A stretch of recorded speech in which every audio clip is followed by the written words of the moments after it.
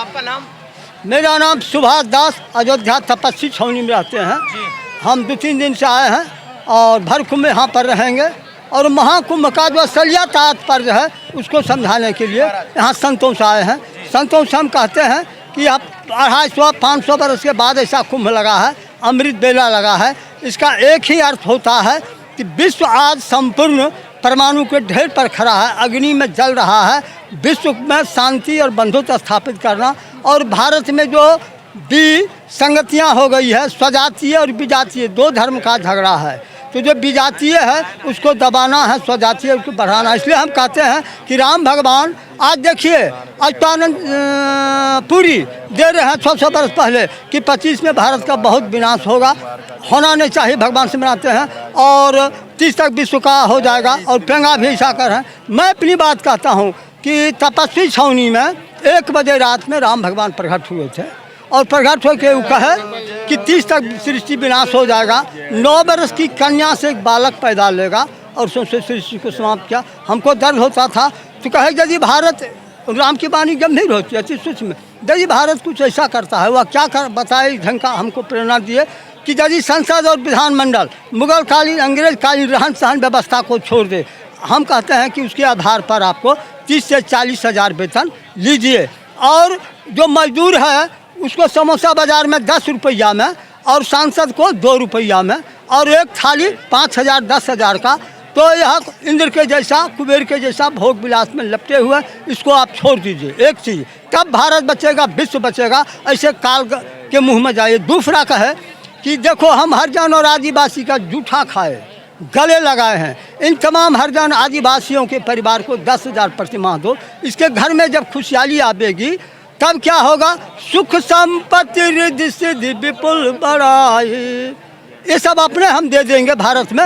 और जो नवयुवक है, नवयुवक किसी भी देश का प्राण है, ऊर्जा है, शक्ति है, दिशा है, दशा है और वह हमारे देश का नवयुवक ऐसे चौराहा पर खड़ा है, किम कर्तव्य मूड हो गया है, उसको कुछ सूझता नहीं, गति विहीन दिशा विहीन हो गया है, प्राण उसके शरीर से निकल रहा है। ऐसे नवयुवकों को 10,000 प्रति माह दें और भी प्राइवेट रोजगार का भी सृजन करें।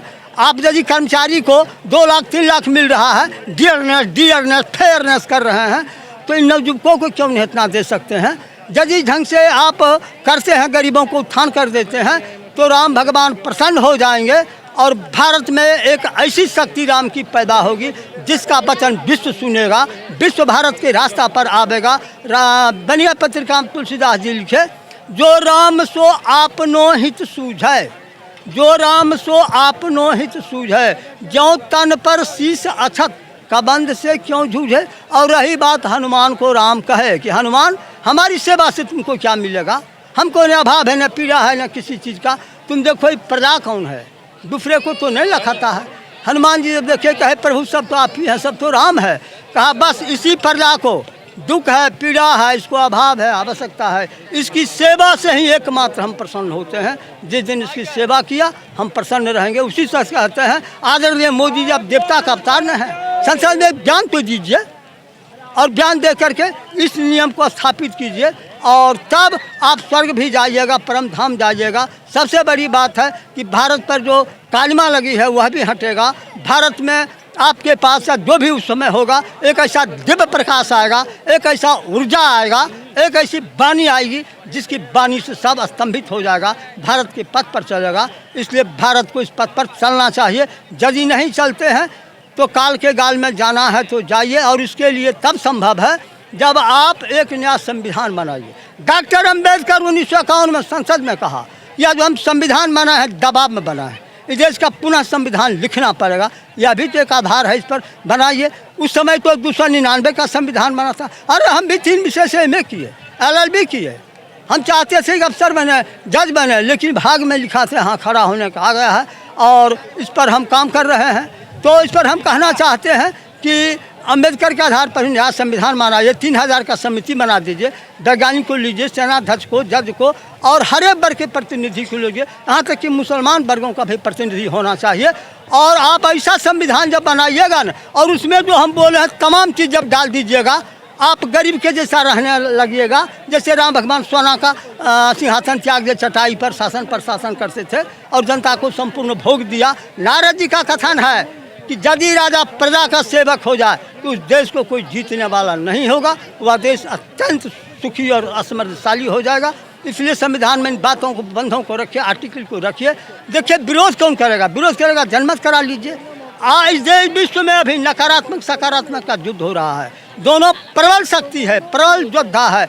हम लोगों को नकारात्मक शक्ति को हटाना है, सकारात्मक शक्ति को विजय करवाना है। इसलिए ऐसा हम बोल रहे हैं और ऐसा तभी संभव होगा जब साधु संत भी इस बात को समझें। इस महाकुंभ में मोदी जी को बुलावें और उन्हें प्रेरणा दें कि 10 लाख नागरिक साथ आपके साथ हैं, 70 करोड़ हम भी हिंदू आपके साथ हैं। आप एक नया संविधान बनाइए और इस सब उपबंधों को रखिए। जब जनता नवयुवक प्रसन्न हो जाएगा, विरोध कौन करेगा? और उस संविधान में ऐसा आप कीजिए कि यह जो चुनाव पद्धति है सड़ गई है, पच गई है, दुर्गंध निकलता है। ऐसे चुनाव से आपराधिक किस्म के लोग, नकारात्मक किस्म के लोग, स्वार्थी लोग तो पहुंच रहे हैं। कपारी देश का सेवा करेगा और समाज का सेवा करेगा। इसलिए महाराज आप चुनाव पद्धति को बदल करके एक चुनाव चैनल माध्यम बनाइए और उसमें प्रतियोगिता के आधार पर ऐसे लोगों को लीजिए जैसे आज़ादी के बाद बलिदानी था, त्यागी था, ऐसे लोग, साथ ही हिंदू समर्थक, सनातन समर्थक और जो सेवा के लिए आया हो, स्वार्थ विहीन हो, कम सेवा पर खटना चाहता हो। और उस संविधान में ऐसा संविधान बनाइए हिंदू मुस्लिम एक साथ रह सके। मेरा तो कहना है वह हिंदू हिंदू नहीं जो अल्लाह का नाम नहीं लिया, वह मुसलमान मुसलमान नहीं जो राम को गले नहीं लगाया। दोनों में एक समन्वय जो संविधान है ना, यही भेद कर रहा है हिंदू मुसलमान में। यही संविधान के चलते इस देश में 5 करोड़ मामला लंबित है और इसी संविधान के चलते भ्रष्टाचार का बैतरनी बढ़ रहा है। सरकार इस पर कितना अरबों खरबों खर्चा, एक पैसा तो नहीं वसूली हो रहा है। इसी संविधान के चलते लाल फीताशाही अफसर लूट रहा है। इसी संविधान के चलते आज बेरोजगारी हो गया है। इसी संविधान के चलते अमीर गरीब की खाई कितना हम बतावे। हम तो बीए में वर्ल्ड कॉन्स्टिट्यूशन आज इस सब पढ़े, लेकिन विशेषता पर 12 विशेषता रखाता है। सुन लीजिए इसकी विशेषता क्या है।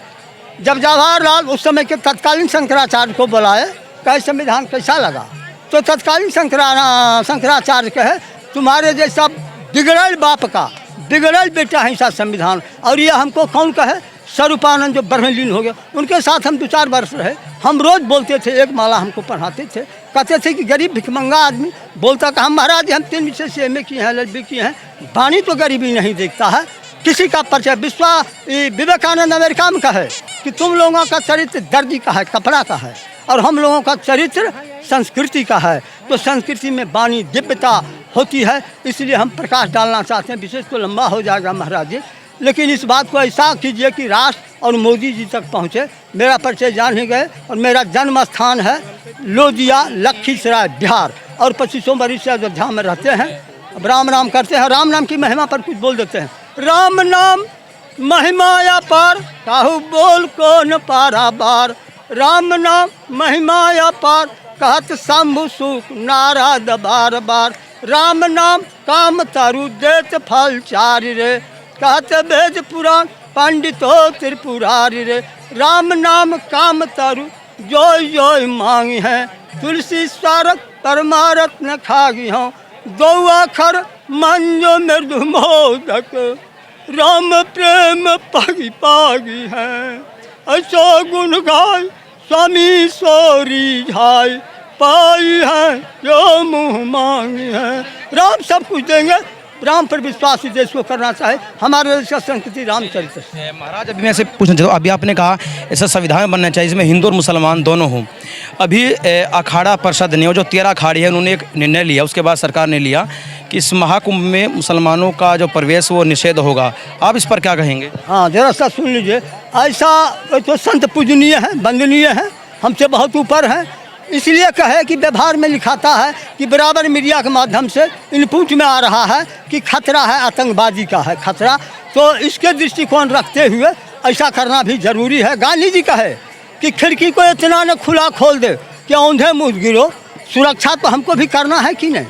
हम ही नहीं चाहते हमारे देश से मुसलमान भाग जाए, लेकिन अपनी सुरक्षा के लिए तो कुछ हम हिफाजत करेंगे। सुरक्षा के दृष्टिकोण से महात्मा बोले और उनका निर्णय सही है, मैं समर्थन करता हूँ। हर